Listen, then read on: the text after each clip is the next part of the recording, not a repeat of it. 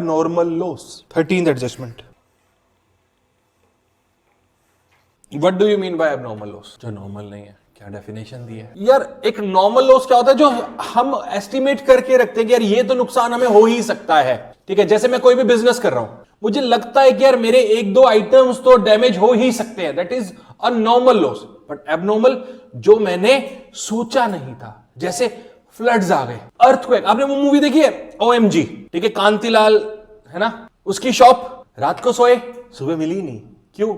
Earthquake की वजह से सारा नुकसान हो गया, शॉप चली गई। तो वो क्या था? वो एबनॉर्मल लॉस था। तो लॉस बाय फायर, अर्थक्वेक, यानी अगर मैं बोलूं नेचुरल कैलेमिटीज हो सकती हैं, उसे बोलते हैं एबनॉर्मल लॉस, ठीक है, जिसकी वजह से मेरे गुड्स का लॉस हो सकता है। अब गुड्स का भी हो सकता है और एसेट्स का भी हो सकता है, ठीक है। अभी हम बात करें लॉस ऑफ गुड्स की, ठीक है। अगर आपको लिखना है तो मैं ये इसकी डेफिनेशन भी लिखवा देता हूं, लिख लो। Sometimes losses occur due to some abnormal circumstances such as accident, fire, floods, earthquakes, etc. ठीक है, इसको हमने दो कैटेगरी में बांटते हैं abnormal loss को, जिसमें सबसे पहला आता है loss of goods.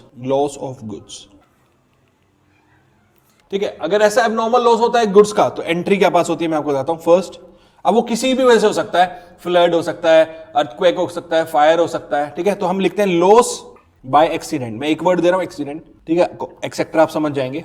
Loss by accident account debit to purchase account. अब एक बात समझो, परचेज तो मैंने कम कर दी, ठीक है, पर है ये मेरा ट्रीटमेंट।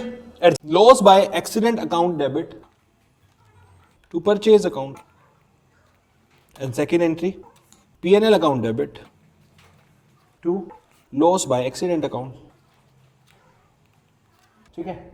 ये अगर मेरा फुल लॉस है, यहां पे मैं लिख रहा हूं फुल लॉस, ठीक है बेटा। अभी गेम खत्म नहीं हुआ है, गेम चल रहा है, अभी बैटिंग अभी आ रही है हमारी, अभी बॉलिंग की है हमने। अब ध्यान से सुनना, कुछ चीजें हैं जो मैं इसी में एड ऑन डाल रहा हूं। बट कई बार क्या होता है, बिजनेस वाले लोग अपने गुड्स का इंश्योरेंस करा लेते हैं। इंश्योरेंस फायर से रिलेटेड, फ्लड से रिलेटेड, एक्सीडेंट से रिलेटेड, थेफ्ट से रिलेटेड, कुछ भी हो सकता है, ठीक है। अगर उन्होंने इंश्योरेंस करा रखा होगा तो P&L में चार्ज नहीं कर सकते फिर, कि कंपनी से पैसा आ जाएगा, ठीक है। तो उस केस में, और इफ गुड्स आर इंश्योर्ड,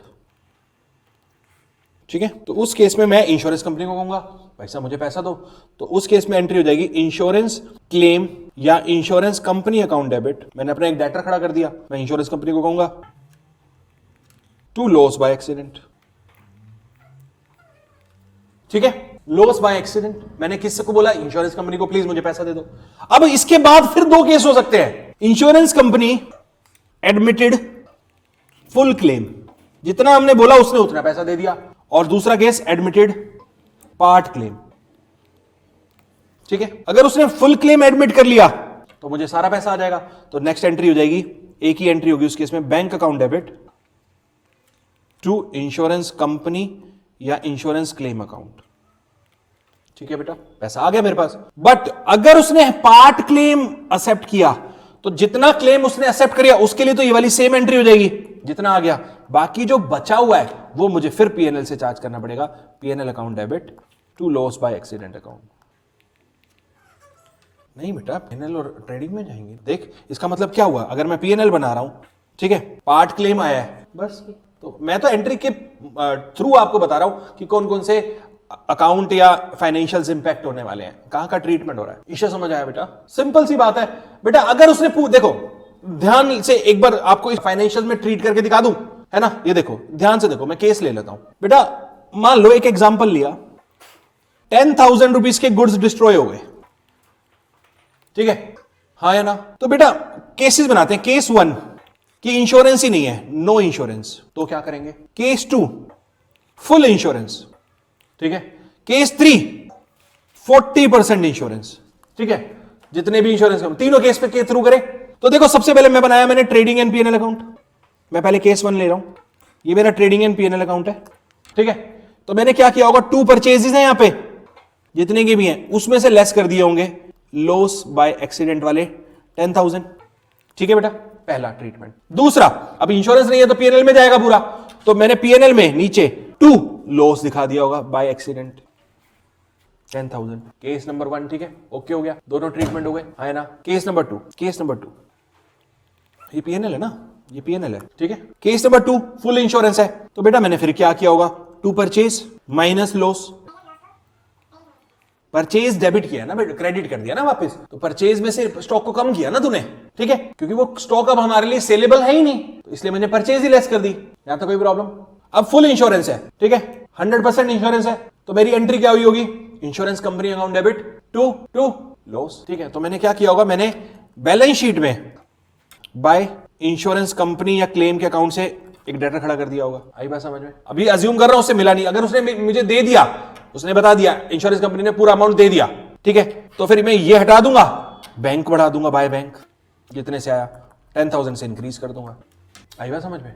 पैसा आ गया ना, क्योंकि मुझे या तो मुझे मिलेगा या मुझे नहीं मिलेगा, मिल गया तो बैंक में डाल दूंगा, नहीं मिला तो एक डेटर खड़ा कर दूंगा। आई बात समझ में। बट तीसरा केस सबसे इंपॉर्टेंट है, जो एग्जाम में सबसे ज्यादा पूछा जाता है कि पार्ट मिला पार्ट नहीं मिला, 40% जो लिया। अब ज्यूम करो, देखो परचेज में तो सेम ही रहेगा, पर इस बार 3 ट्रीटमेंट होंगे, 3। देखो मैं फिर भी दिखा देता हूं, ट्रेडिंग एंड पीएनएल,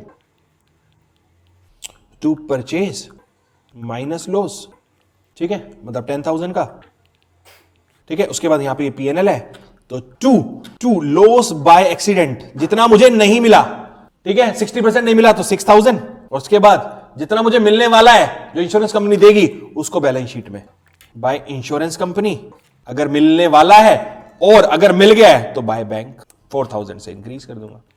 हो गया मोर देन 2 ट्रीटमेंट वाला केस। सिंपल है, पॉइंट समझ आ गया बेटा। हमने वही बात करी है ऊपर कि यार अगर क्लेम पार्ट मिलने वाला है तो जितना मिलने वाला है उसके लिए इंश्योरेंस कंपनी खड़ा कर दिया, जितना नहीं मिलने वाला उसको पीएनएल से डेबिट कर दिया।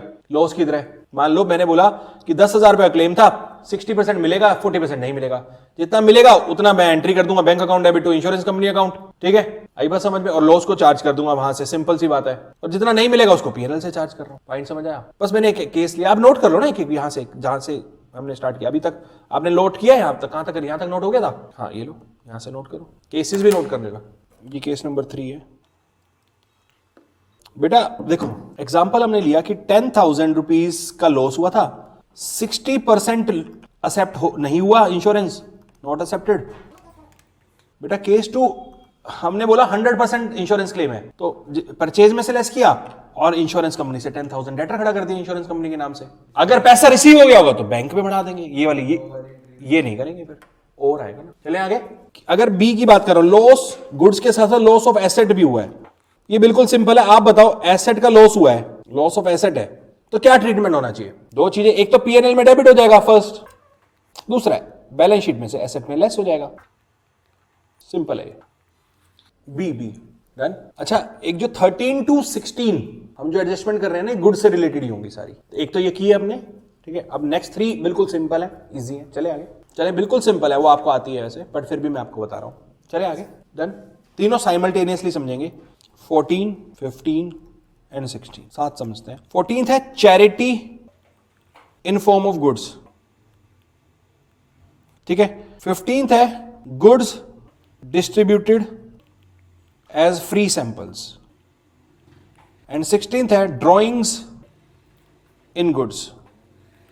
सिंपल। डन। सिंपल करो, तीनों साथ समझाऊंगा बेटा। मैं कह रहा हूं मैंने चैरिटी कर दी इन फॉर्म ऑफ गुड्स। मैंने कुछ, मान लो मैं एक क्लॉथ मैन्युफैक्चरर हूं या मैं एक क्लॉथ ट्रेडर हूं, ठीक है। मैंने कुछ कपड़े विंटर सीजन में डोनेट कर दिए, हो सकता है डोनेशन हो सकती है, तो डोनेशन मेरा एक्सपेंस हो गया क्योंकि मैंने बियर किया, तो मेरा एक्सपेंस, चैरिटी डोनेशन एक ही बात है। तो एक्सपेंस हो गया तो कहां जाएगा, ट्रेडिंग में या पीएनएल में। पीएनएल में। सिंपल, क्योंकि इनडायरेक्ट खर्चा है, मेरी मर्जी से मैंने किया है, बट उसकी वजह से एक इंपैक्ट हो रहा है, मेरी परचेज कम हो गई। आई बात समझ में। तो 2 ट्रीटमेंट, पहला परचेज में बेटा एंट्री तो वही हुई ना, स्टॉक कम हो गया, एंट्री तो वही हुई ना। परचेज अकाउंट था जो डेबिट हुआ था, अब उसको क्रेडिट करना पड़ेगा, तो चैरिटी टू परचेज, एंट्री हो जाएगी चैरिटी टू परचेज अकाउंट। यानी ट्रीटमेंट की अगर बात करें, फर्स्ट परचेज में से लेस कर देंगे, सेकंड पीएनएल में डेबिट कर देंगे। सिंपल है, एक ही बात है, हाँ है ना। दूसरा, goods distributed as free samples. Free sample का मतलब क्या है, मैं एक नया प्रोडक्ट लॉन्च कर रहा था, मैंने मार्केट में लोगों को बताना था कि मेरा नया प्रोडक्ट है, तो मैंने सबको, कुछ लोगों को फ्री में बांट दिए, जाओ यूज करो, बताओ कैसा है। तो वो मेरा कौन सा खर्चा है, तूने बोला था, बोल, एडवर्टीजमेंट का खर्चा है। तो एंट्री हो जाएगी एडवर्टीजमेंट टू परचेज। तो फिर से ट्रीटमेंट की अगर बात करेंगे, तो वही परचेज में से लेस, एंड सेकंड पीएनएल में डेबिट, सेम ट्रीटमेंट। ठीक है, चले आगे। थर्ड है ड्रॉइंग्स इन गुड्स। अब मैंने भी बोला मैं क्लोथ मैन्युफैक्चरर या ट्रेडर हूं, खुद भी तो कपड़े पहन सकता हूं अपने, है ना, तो मैंने अपने पर्सनल यूज के लिए उसको यूज कर लिया, तो एंट्री क्या हो जाएगी, ड्रॉइंग्स टू परचेज। तो ट्रीटमेंट में क्या आ जाएगा, सेम, परचेज में से तो लेस, बट ड्रॉइंग्स मेरी इंक्रीज हो जाएंगी, इसका मतलब बैलेंस शीट में कैपिटल में से लेस। ड्रॉइंग्स तो कैपिटल में जाती है ना। ठीक है, चारों एडजस्टमेंट समझ आ गई। अच्छा, एक चीज हो सकती है तो चारों के लिए कॉमन है, कॉमन पॉइंट लिख लेना सा सर। अगर क्वेश्चन में जीएसटी की बात की गई है ऑन परचेज, ठीक है, तो जब आप परचेज को वापस क्रेडिट करोगे तो इनपुट जीएसटी भी क्रेडिट करोगे वापस। आई बात समझ में? तो अभी वो बात करेंगे आगे, क्वेश्चन में समझाऊंगा। वैसे GST on purchase is given in question, then input, journal entry में सेम किए हैं हमने ये पॉइंट्स, जनरल एंट्री हम करके आए हैं ये पहले। Input also need to be credited, ये सेम जनरल एंट्रीज हमने जनरल एंट्री वाले टॉपिक्स में किए हैं। आई बात समझ में? तो आइए आज एडजस्टमेंट और नहीं करते, अभी पहले इस पे क्वेश्चन कर लेते हैं। आप लोग ट्राई माले आप मारोगे फिर मैं कराऊंगा। कौन सा कराएं? चलिए आई इलस्ट्रेशन नंबर 10 करेंगे पहले आप लोग ट्राई, पहले आप ट्राई करेंगे।